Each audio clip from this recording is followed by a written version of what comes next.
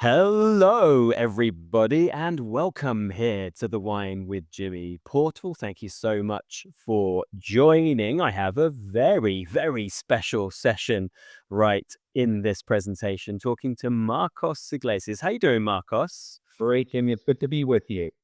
Very good to have you. A very good friend of mine, Marcos.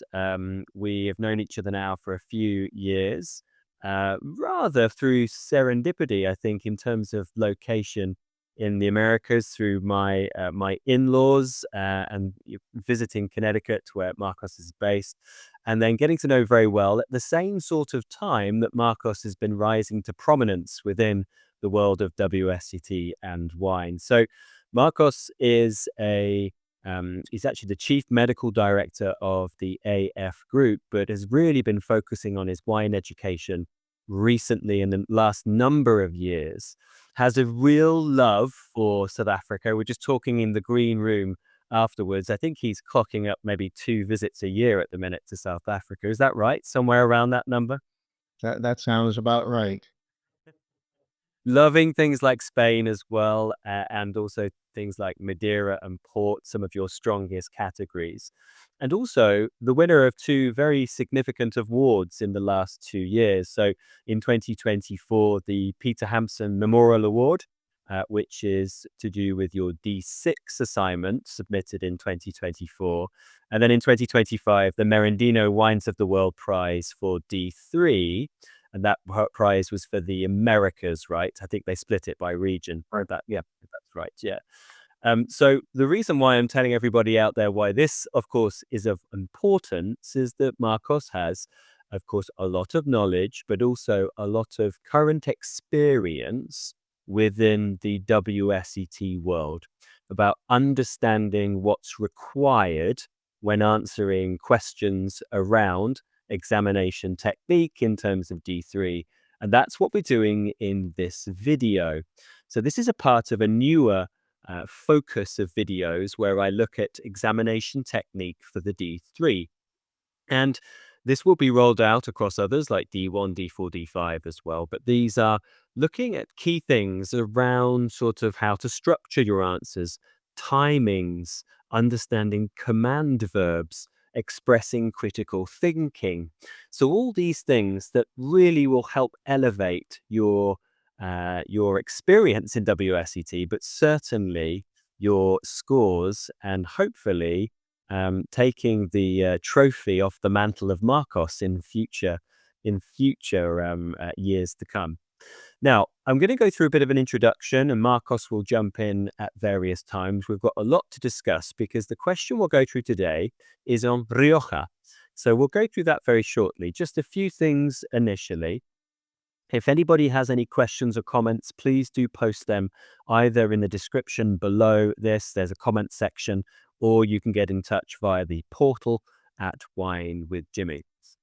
So what we can do in this video, Marcos, we're going to be working through a little bit of a model answer. We're going to direct candidates towards a model answer, but of course we will give a caveat to that there is a lot more that could be said because of timings, of course. So it's about expressing key points. So we're going to talk a bit about the model answer around the question I'm posing on the next slide. Very importantly, timings. And I hear this from the examiner's reports really frequently, that timings are very much misunderstood. And there are lots of missed timings, certainly with allocating your time accordingly. So we'll talk about that as well. Another thing is around command verbs, not so much on the question so much that we've got coming up, though we are going to talk about the wording of the question that we have. But command verbs and understanding the question is very important in order to structure your answer. So we'll go through some of those. Typically, these involve things like explain, state and describe, compare and contrast, etc. Key points we'll go through. We'll also discuss notes from examiners, because they are very important in order for you to reflect on the experience of others that have gone through, because these questions are past paper questions. And then also something called critical thinking. Marcos, do you have any words on critical thinking around what WSET are after? Yeah, I think that at this level of D3 and of course the diploma, it's all about synthesizing what you know, being able to understand the question, answering it succinctly, but answering it on the basis of your knowledge, and especially in D3, your knowledge of D1, D2, and of course the particulars of D3. So it's not just about regurgitating knowledge, which is important and a basis, but it's about understanding the question, what the examiners are looking for, and giving that answer. And as you said, managing your time because time is very limited. I love that point there, Marcos, as well, that you're actually, people, I think, when they approach this, think about just D3, right? Because it is just the D3 section, and they approach it in isolation, right? So they start to study their D3, they're learning about the wines of the world, but in fact, it's not D3 in isolation, as you mentioned. It brings in, of course, your very important knowledge of D1 for your grape growing and winemaking, and then, of course, there's a lot of these where they start talking about the marketing of areas, and we'll talk about that today, which brings into play wine business in D2 as well. So thank you so much for bringing that up, because I think that's something that a lot of people miss, that it's really drawing upon your knowledge of those three units rather than just D3 in isolation. And Jimmy, I'd highly recommend that before the D3 exam, you do a very, very quick revision of D1, B2, because that will help you, and that's a place to spend time on maybe a week or two before the D3 exam. Very good. Yeah, really good words of advice. So recapping D1 and D2, and it's not always I believe it's not always possible to do them in that order, but hopefully that is the normal order, isn't it? Doing D1, D2 and in the early stages and moving on to D3 towards the end. So yes, having a bit of revision on those would be absolutely important. And that's exactly what we mean by critical thinking. It's not having mutually exclusive units, having them absolutely overlapping, and what I call bridging points, where you're bridging knowledge, just like in the level three, when you've done level three previously, where you're picking parts of say the earlier grape growing and winemaking chapters and linking them to the wines of the world. It's exactly the same, but just further extrapolated in a bigger scale with the diploma. Okay, some general things, Marcos, that we were just chatting about. This is quite, I think, obvious. It's fairly easy to discuss. So this is just around some general notes of interest. I'll read out a couple of things here, and maybe if you have anything to add, please do. But there are some things that can let students down, and I often hear from examiners that this is, I think, one of the biggest examiners' bugbears, because they can't read always the writing, and this may be that they are rushed, the student, and writing quickly, but handwriting is important. You do need to have some legibility. It is often said you don't have to write every word exactly as it is supposed to be spelt, but as long as you've got good legibility there. And length of answer. Now, they go on to say that, under pressurized exam conditions it's difficult, etc. But there is 40 minutes per question. The examiners often find that it's clear to them what area the student doesn't know, because they haven't timed themselves very well. If there's a three-part to the question, three-part answer to the question, then the student might write sort of 15 minutes for the first part, 15 minutes for the second part, and then they're left only really with 5 or 10 minutes for the last part, and then there's obviously a shorter answer. So it's very important for that length of answer as well, and that really links into timings. Is there anything else in terms of just general points of interest, Marcos, that you would offer to candidates out there? Just some very practical points. One is that we're not generally used to handwriting question this handwriting answers.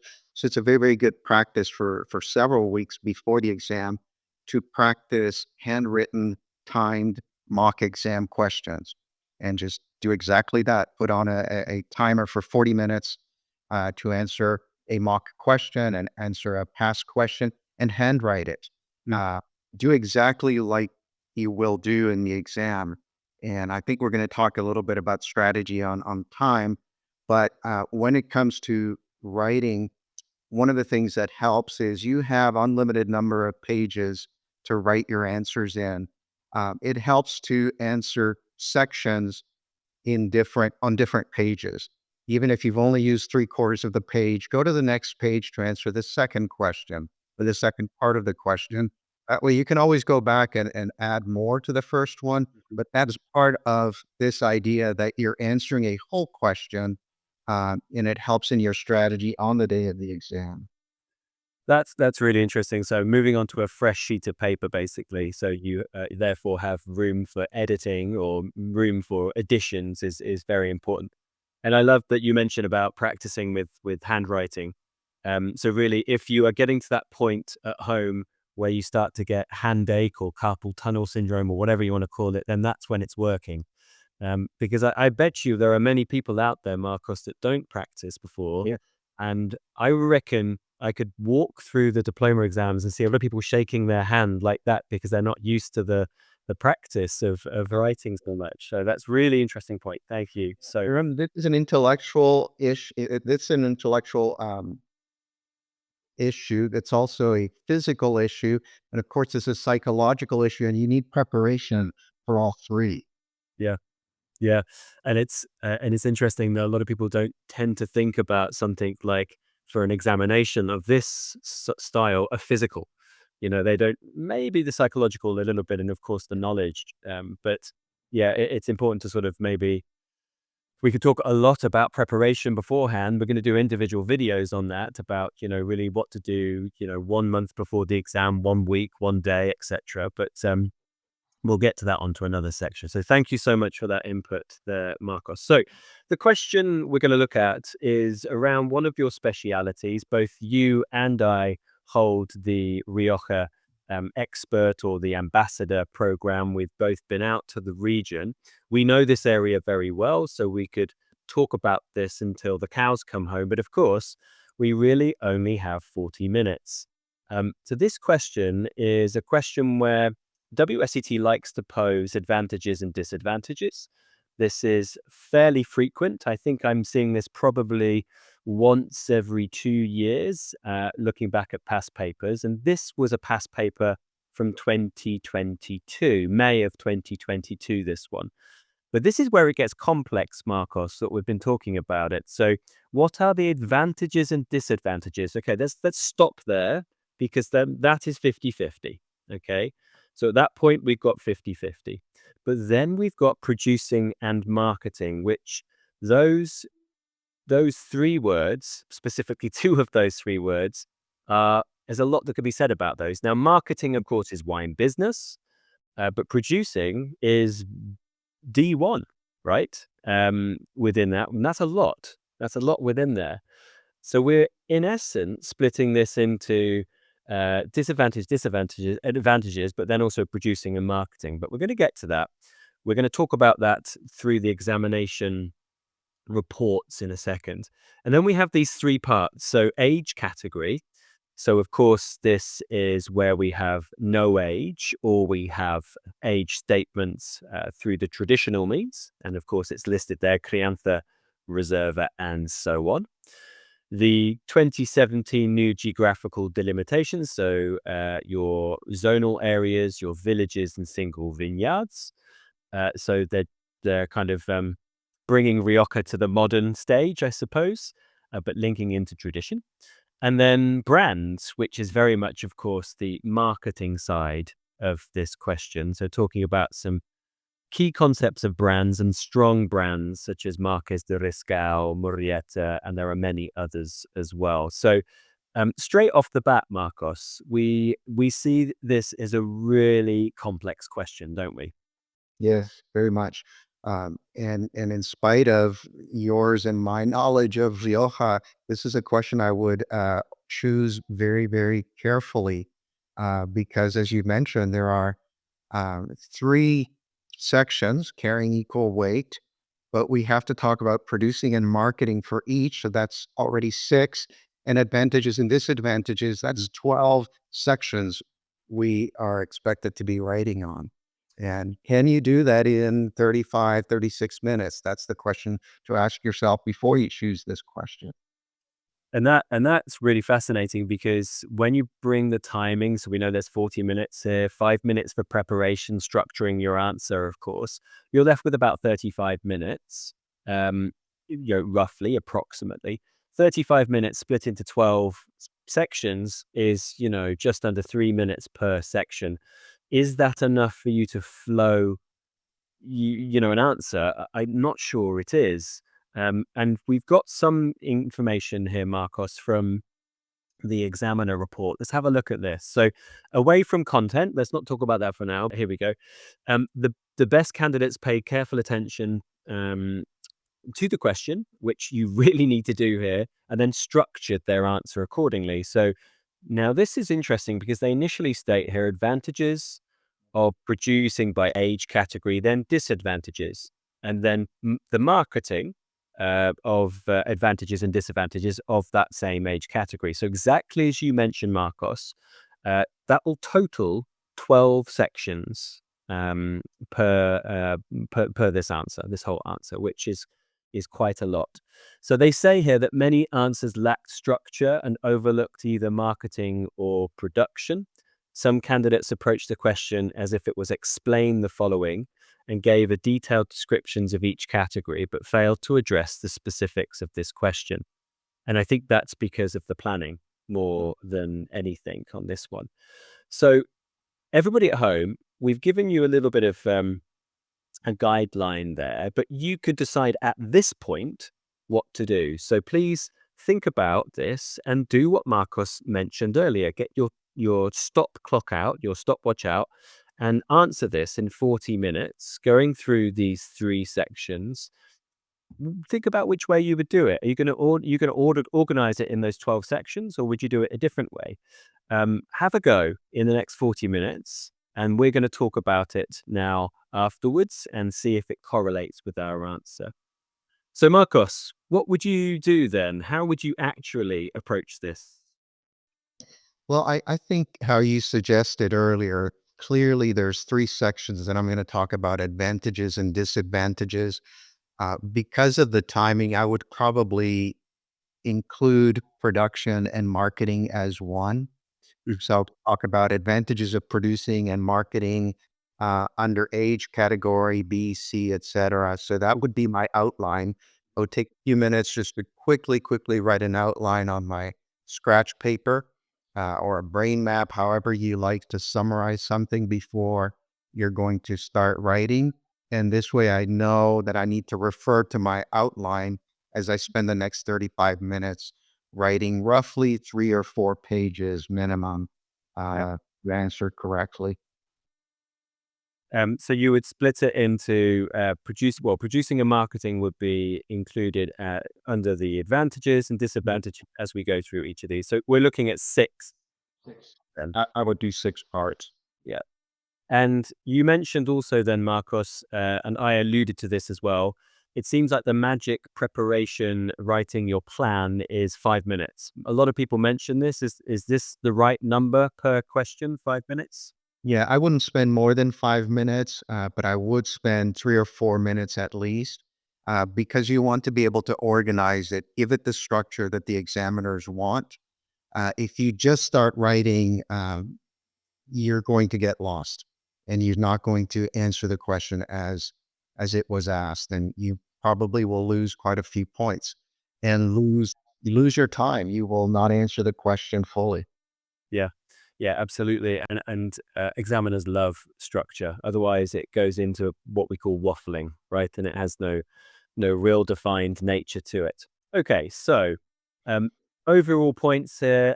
So what are the advantages and disadvantages of producing marketing Rioja? So that quite in-depth question. So this is kind of now elaborating from what we were just discussing.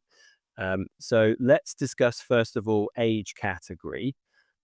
So the disadvantages and advantages, and we'll talk about production and marketing. So some things which would clearly identify to the examiner that there's knowledge there and critical thinking. So I've listed a few things there in terms of quite a lot of wine business things. So globally recognized, typical wine style, style awareness, things like that. Clear pricing hierarchy, export clarity, and so on. Marcos, what would you do here? Would you include all of these points, or is there anything else you would add to it? I like these points, Jimmy, and I like that you were thinking of what we learn in the diploma and WSET in general, which is to think about style, quality, and price. So that's exactly your first 3 points.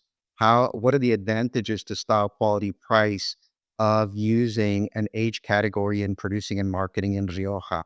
And and then we could, that starts giving it structure, and a structure that WSET likes or maybe even expects.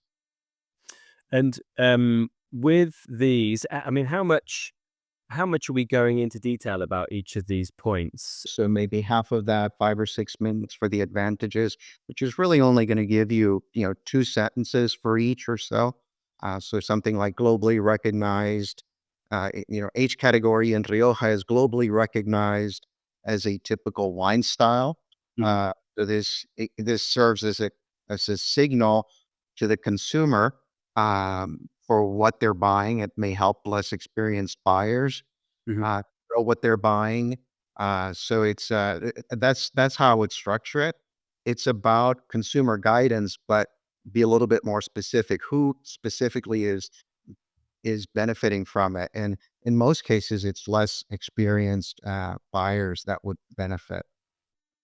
And we've got quite a few things here in terms of export clarity, pricing hierarchy. These all tend to be more maybe sort of marketing based. In terms of age category, are we talking anything about production here? Are we going to a specifics of D1 here, or do we just keep it quite general, talking about the typical wine style that's expected? I mean, there will be differences in production in terms of the types of the quality of the grapes that are used, et cetera. But I think this is more clearly answered as a marketing question. Mhm. I think there's enough to say about marketing, and as you've put out here in terms of style, quality, price, and export clarity, that I'm not going to have time to really delve into the production. Right. Cool. So style, quality, and price. I love that you bring that into it as well, Yeah. because that, of course, is one of the fundamental pillars, isn't it, of WSET. So thinking along those lines is very important. So you'd spend about 5 or 6 minutes writing through these advantages. Uh, Disadvantages. These are what you would agree with as well. So going through those, nothing around terroir specifically, because these are traditional terminologies in terms of aging length, in terms of barrel and bottle. Unmet expectations, which means that age category doesn't always mean better quality. It could be that it's, therefore disappointment could be from the consumer, for example. Regulation as well. Of course, one of the big talking points is that they have to utilize 225-liter barrels, for example, in their aging, and of course, this limits experimentation. I would probably add that aging requirements are not identical for reds and whites and rosés, so this can create confusion or at least complexity in the consumer's mind. So that's a disadvantage. And I think a point as we're answering all these questions, the more you can show that you know the details, the better. So even as you're saying, it's cost and time intensive. For example, Reserva, which needs a minimum of 36 months for reds, and Gran Reserva 60 months. The more of those little details that you can add will Mm, show the examiner that you really know your stuff. You're not answering just generally, you know the specifics. right. And again, don't that's not the core of the answer, but it does show you will stand out when you can include accurate details like that. We're of course going to stipulate that there's always more that you probably could add. And as a student out there, if you are watching this and going, well, what about this? What about that? Please get in touch. Of course, you can to discuss it. But remember, time is very important here. And we've listed really three main points there that you can elaborate on in the space of about 5 to 6 minutes for disadvantages. Cool. Okay. So that would be that first area complete for age category. For access to the remaining video and lots more exclusive video content with hundreds of tutor-led videos, please visit the Wine with Jimmy e-learning platform and sign up today. Cheers!